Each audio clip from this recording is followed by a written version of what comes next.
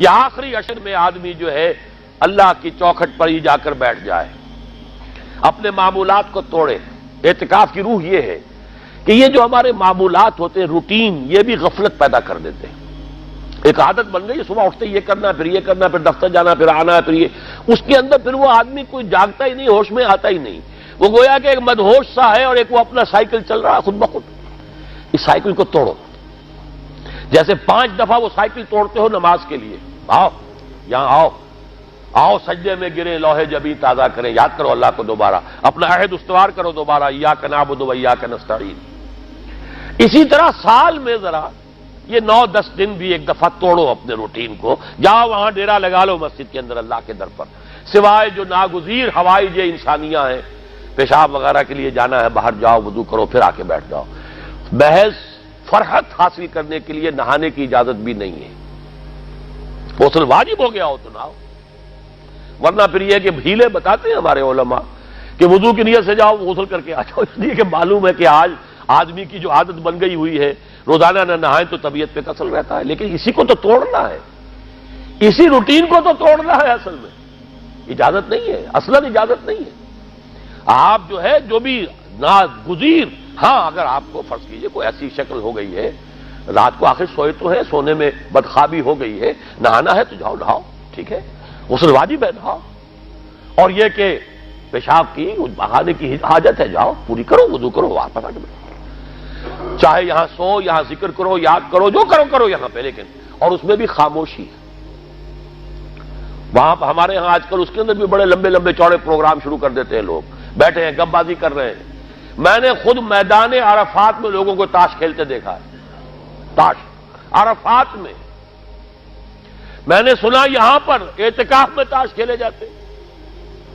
آپ بالکل نوجوان چھوکرے، فضیلت سنی اعتکاف کی، ویسے بھی گھر سے بھاگنے کو وہ جی چاہتا ہی ہے، کچھ دنوں کے لیے نکلے اس گھر سے، مسجد میں آ کے بیٹھ گئے، وہاں پہ گپے بھی ہو رہی ہے، لطیفہ بازی بھی ہو رہی ہے، تاش بھی کھیلے جاتے، یہ اعتکاف ہو رہا ہے۔ یہ اتنی ہلکی شے نہیں ہے اعتکاف، یہ تو اس عبادت کا، رمضان میں جو روح بیدار ہوتی ہے یہ اس کا کلائمیکس ہے، بہت بڑی عبادت ہے، لیکن اس میں لو اللہ کے ساتھ لگی رہے، لوگوں سے نہیں، تنہائی، غور و فکر، یا قرآن پڑھو،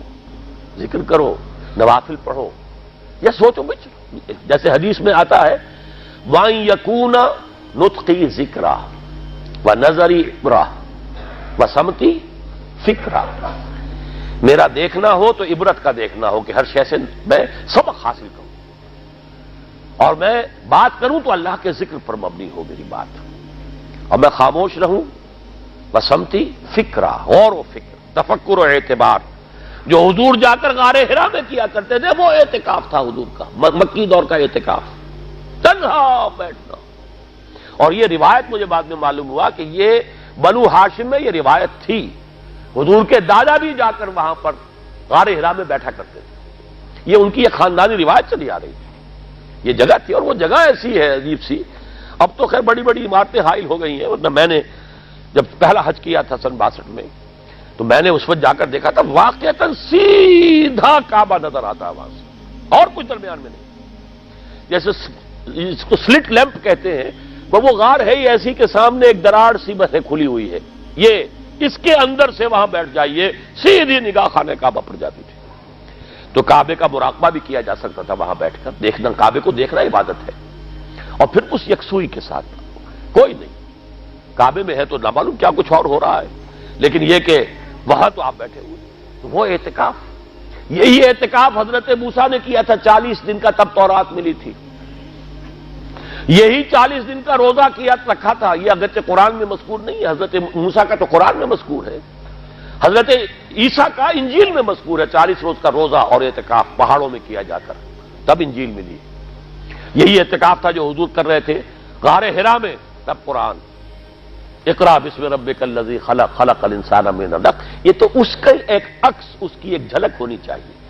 میں نے روح اعتکاف پر بھی ایک زمانے میں ایک تقریر کی تھی، میں نے دیکھا چھپی ہوئی تھی، اب پتہ نہیں کہیں اویلیبل ہے یا نہیں، ایک علیحدہ کتابچے کی شکل میں بھی تھی، ویسے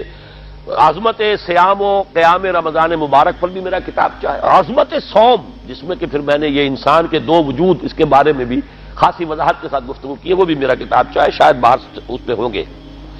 تو فرمایا جب تم اعتکاف میں ہو تو ان کے ساتھ مباشرت نہیں کر سکتے۔ تلک حدود اللہ ہے، یہ اللہ کی حدود ہیں، فلا تقربوها، ان کے قریب مت جانا۔